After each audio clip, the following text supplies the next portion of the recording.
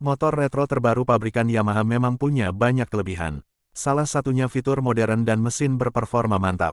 Terkait fitur modern, kuda besi ini sudah dilengkapi lampu LED. Kemudian ada panel instrumen digital dan sistem injeksi. Soal mesin XSR 155, tidak perlu diragukan lagi. Jantung mekanisnya berbagi basis dengan Yamaha R15. Alhasil performa yang dihasilkan sungguh mantap. Di atas kertas, motor ini mampu memuntahkan torsi puncak 14,7 Nm pada 8.500 revolusi per menit dan tenaga maksimal 19 tenaga kuda pada 10.000 revolusi per menit. Performa tersebut melebihi motor sport 150 cm3 lain. Rival sesama retro entry level, Kawasaki W175 juga sukses dilibasnya. Padahal kapasitas motor geng hijau mencapai 177 cm3. Meski punya banyak kelebihan, XSR 155 bukan berarti tanpa kelemahan. Apa saja kekurangan Yamaha XSR 155? Simak penjelasan lengkapnya ya rekan. 1. Harga terlalu tinggi. Kekurangan Yamaha XSR 155 yang pertama, harganya sangat tinggi. Banderolnya mencapai Rp36,58 juta OTR Jakarta. Sekaligus jadi naked sport 150 cm3 termahal kedua di lini produk pabrikan Garputala. Paling mahal adalah harga MT15 Rp36,93 juta OTR Jakarta. Banderol XSR 155 itu juga lebih mahal dari motor naked sport lain di kelas 150 cm3. Sebut saja Suzuki GSX-R 150 yang cuma Rp27 jutaan. Kemudian harga Honda CB150R Street Fire ada di kisaran Rp28,29 jutaan. Sementara itu, harga Kawasaki W175 selaku rival sesama retro mulai Rp29,9 jutaan. Cukup jauh kan bedanya dengan XSR 155. Jadi wajar kalau motor retro Yamaha disebut mahal. 2. Kunci kontak masih konvensional. Meski dijual mahal, ternyata fitur XSR 155 tidak semuanya lebih baik dari kompetitor. Sebut saja kunci kontak motor ini yang masih konvensional dengan pengaman bermagnet. Padahal kalau melihat Suzuki GSX S150 selaku kompetitor di kelas motor sport 150 cm3 sudah pakai keyless. Harga kuda besi berlogo S itu juga jauh lebih murah.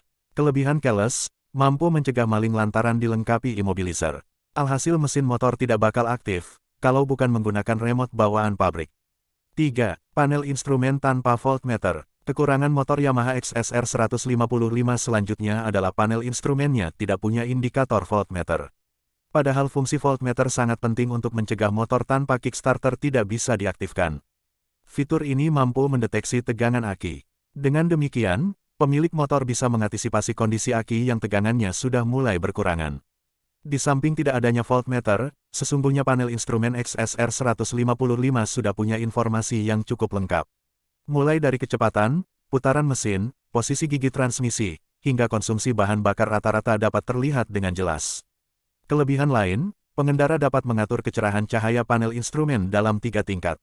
4. Bantingan suspensi keras merupakan kekurangan Yamaha XSR 155. Selanjutnya, kekurangan Yamaha XSR 155 adalah bantingan suspensi keras. Memang karakter ini dihadirkan untuk membuat rasa berkendaranya di kecepatan tinggi jadi stabil. Begitu pula saat melakukan manuver. Hanya saja, ketika berkendara rileks, bantingan suspensi yang keras ini terasa kurang nyaman. Apalagi buat orang yang dibonceng. Ketidaknyaman ini juga ditunjang oleh jok yang tidak terlalu tebal. Mungkin inilah efek samping dari Yamaha XSR 155 menggunakan motor sport sebagai basisnya. Kekurangan lain, motor ini sulit diajak bermanuver di kemacetan. Desain setang yang lebar menjadi salah satu penyebabnya.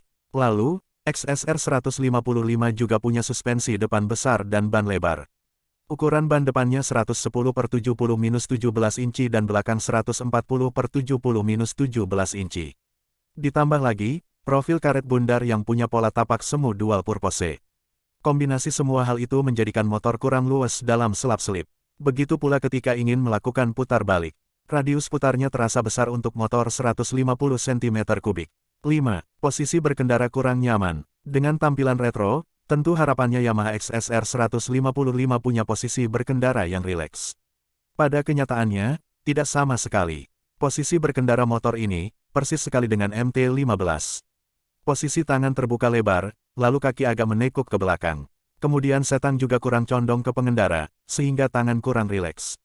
Buat yang tidak biasa atau pertama kali berkendara dengan XSR 155, kemungkinan akan terasa pegal. 6. Jok tinggi jadi kekurangan Yamaha XSR 155.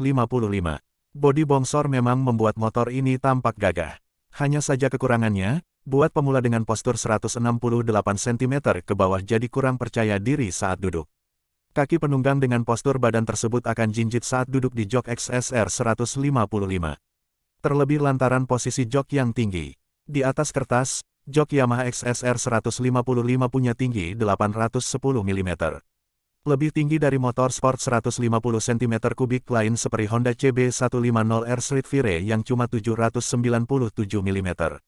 Kemudian Suzuki GSX-S 150, punya tinggi jok 785 mm. 7. Pelek bukan jari-jari. Kekurangan Yamaha XSR 155 adalah peleknya bukan jari-jari. Padahal ini salah satu syarat untuk sebuah motor retro. Lihat saja Kawasaki W175 selaku kompetitor yang menggunakan pelek jari-jari. Lalu yang juga aneh, XSR 155 sebenarnya punya tampilan retro scrambler. Hal ini bisa dilihat dari penggunaan knalpot yang agak menukik ke atas. Kemudian profi ban semi dual purpose. Hanya saja, kenapa peleknya pakai jenis palang atau racing? Padahal akan lebih pas jika menggunakan pelek jari-jari. Selain kesannya lebih retro, pelek jari-jari juga punya tingkat kelenturan yang lebih baik saat dipakai di jalanan tidak beraspal.